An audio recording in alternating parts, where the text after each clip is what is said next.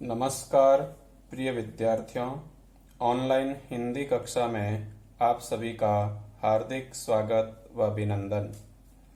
आज हम कक्षा 10वीं में हिंदी विषय के अंतर्गत हिंदी के महान कहानीकार, उपन्यासकार व कलम के सिपाही के नाम से प्रसिद्ध मुंशी प्रेमचंद का जीवन परिचय पढ़ेंगे।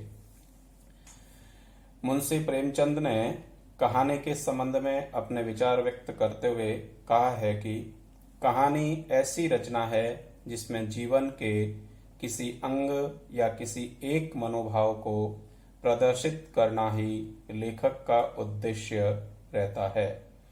उसके चरित्र, उसकी शैली, उसका कथा विन्यास सभी उसी एक भाव को पुष्ट करते हैं।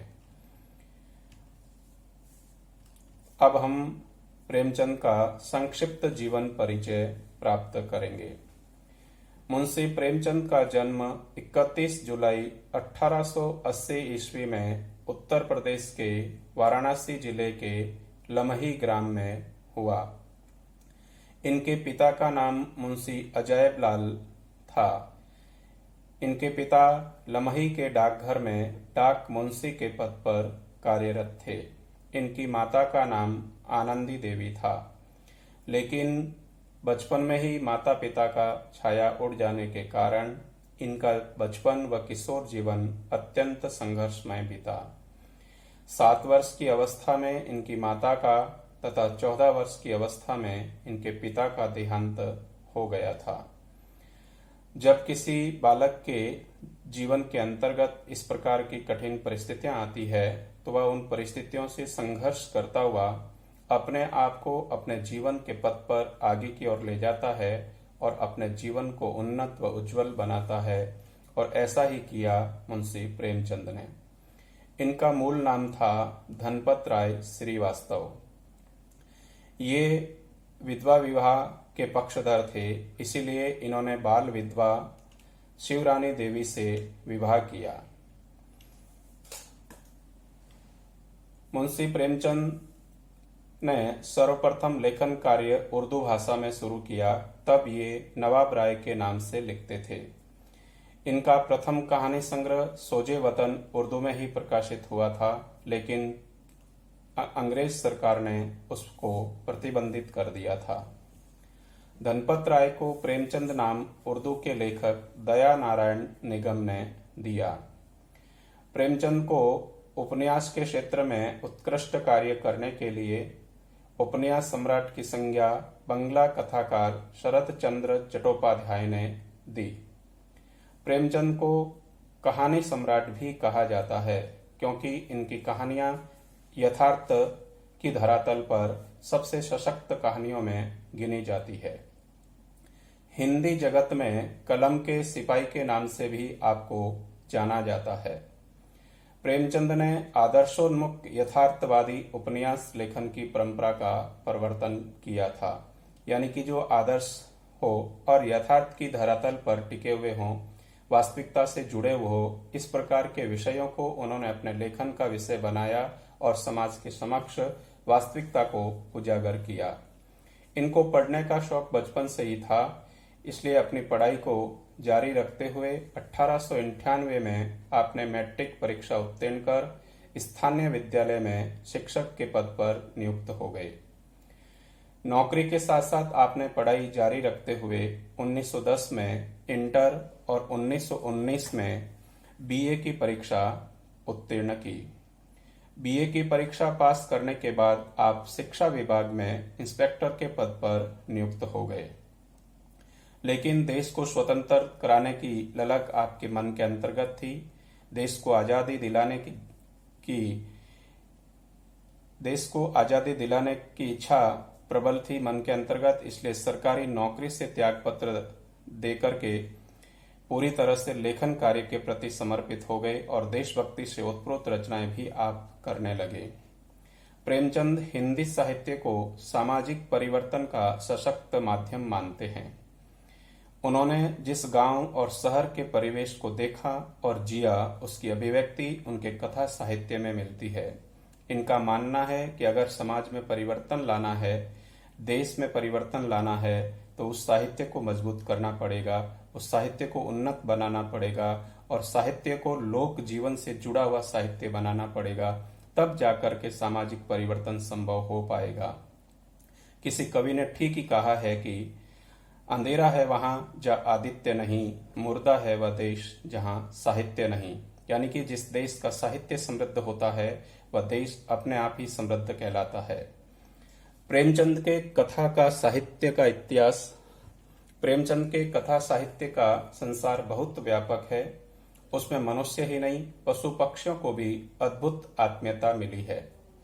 बड़ी से बड़ी बात को सरल भाषा में सीधे और संक्षिप्त में कहना प्रेमचंद के लेखन की प्रमुख विशेषता है। प्रेमचंद ने अपने साहित्य में किसानों, दलितों, नारियों की वेदना और वर्ण व्यवस्था की कुरीतियों का मार्मिक चित्रण किया है।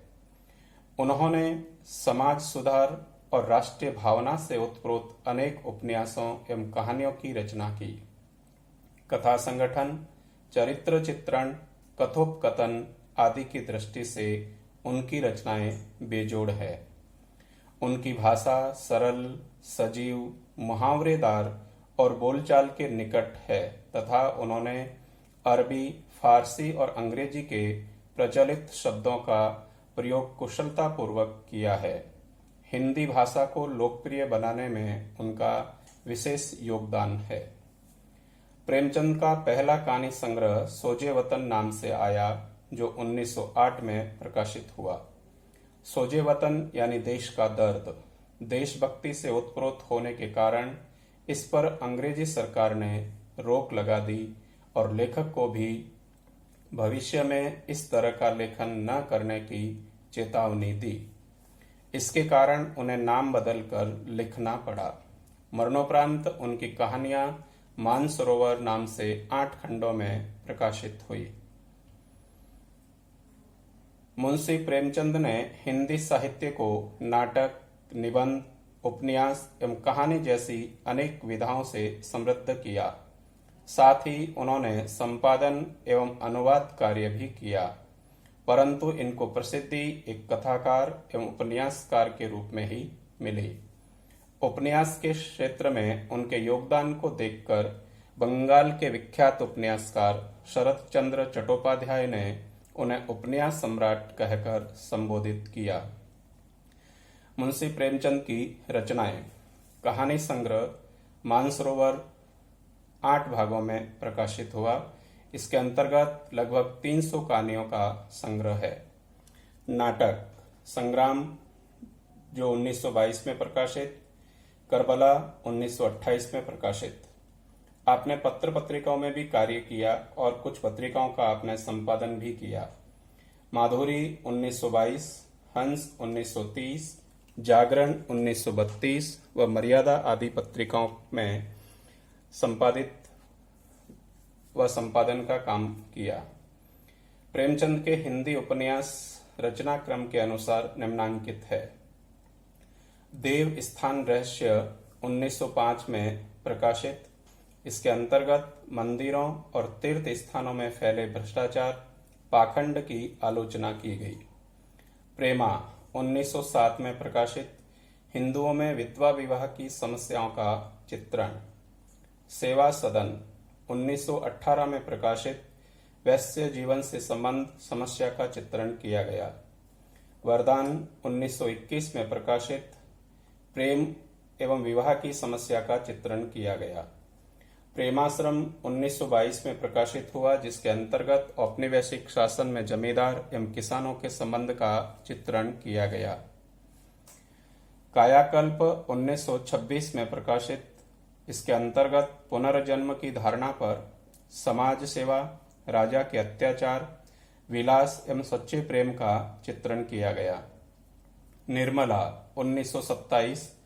इसमें दहेज एवं अनमेल विवाह की समस्या को समाज के सामने रखा गया। गबन 1931। मध्यम वर्गीय जीवन की असंगति का यथार्थ मनोवैज्ञानिक चित्रण किया गया। कर्मभूमि 1933 में प्रकाशित। इसमें हिंदू मुस्लिम एकता, अछूतोद्वार एवं दलित किसानों के उत्थान की कथा है। गोदान 1936 किसान जीवन महागाथा एवं ऋण की समस्या का अंकन किया गया। मंगलसूत्र, इसको आप पूर्ण नहीं कर पाए, उससे पहले ही आप इस दुनिया को छोड़कर सदा के लिए चले गए। उसके बाद मंगलसूत्र नाम के उपन्यास को इनके पुत्र अमृत राय ने पूरा किया। इनकी मृत्यु 8 अक्टूबर 1936 में हुई। गृह कार्य, यहाँ पर कुल 12 प्रश्न दिए गए हैं। इन 12 प्रश्नों को आप इस वीडियो को सुनकर के इन 12 प्रश्नों के ठीक से उत्तर लिखेंगे। जय श्री राम, जय श्री राम।